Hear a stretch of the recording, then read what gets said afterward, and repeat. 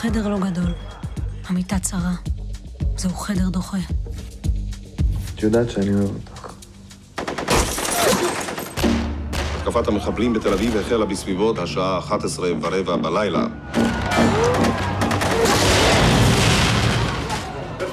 אני חשה רק רצון אחד, להיעלם.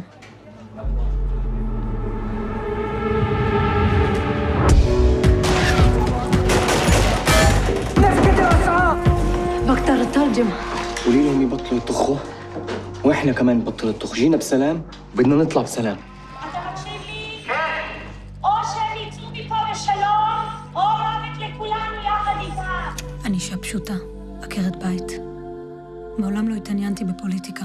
חליני בטלה ולברא. מש מני חימות. אנחנו מצילים אותו! תעזור לי ביד שאני אציל אותך.